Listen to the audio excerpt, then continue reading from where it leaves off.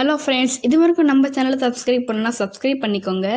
கூடவே பக்கத்தில் ஒரு பெல் ஐக்கான் இருக்கும், அதை கிளிக் பண்ணுங்கள்.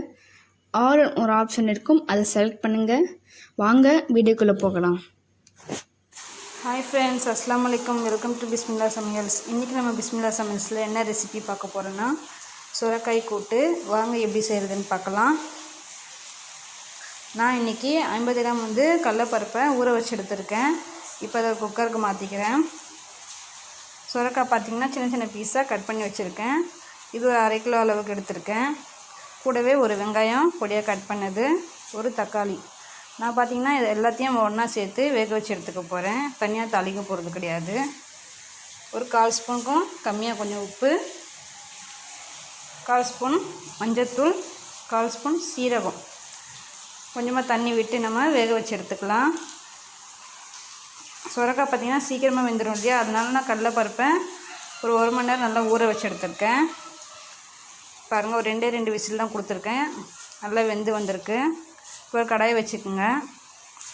2 ஸ்பூன் அளவுக்கு ஆயில் விட்டுட்டு, ஆயில் நல்லா ஹீட் ஆகி வந்ததும் ஒரு 1/2 ஸ்பூன் கடுகு சேர்த்துக்குங்க. கடுகு நல்லா பொரிஞ்சதும் ஒரு கொத்து கருவேப்பிலை சேர்த்துக்குங்க. அதுக்கப்புறம் பார்த்திங்கன்னா ஒரு 1/4 ஸ்பூன் அளவுக்கு சோம்பு சேர்த்துக்குங்க. இதெல்லாம் பொரிஞ்சு வந்ததும் நம்ம வேக வச்சுருக்க அந்த சுரக்காவை இதில் சேர்த்துடலாம். சேர்த்து நல்லா கலந்து விட்டுடலாம். கலந்து விட்டுட்டு இது காரத்துக்கு பார்த்திங்கன்னா மிளகாய் தூள் சேர்க்குறேன். வீட்டில் அரைச்ச மிளகாய் பொடி தான் சேர்க்குறேன். 1 ஸ்பூன் மிளகாய் தூள் சேர்த்து நல்லா கலந்து விட்டுருங்க. அதுக்கப்புறம் 1/4 ஸ்பூன் இஞ்சி பூண்டு பேஸ்ட் சேர்க்குறேன். அது ஒரு ஃப்ளேவர் கொடுக்கும் உங்களுக்கு கூட்டுக்கு. இது நல்லா கலந்து விட்டுட்டு உப்பு காரம்லாம் கரெக்டாக இருக்குன்னு சொல்லி பார்த்துக்குங்க. பத்துச்சுன்னா கொஞ்சமாக உப்பு சேர்த்துக்குங்க. சேர்த்து நல்லா நம்ம கொதிக்க வச்சு எடுத்துக்கலாம்.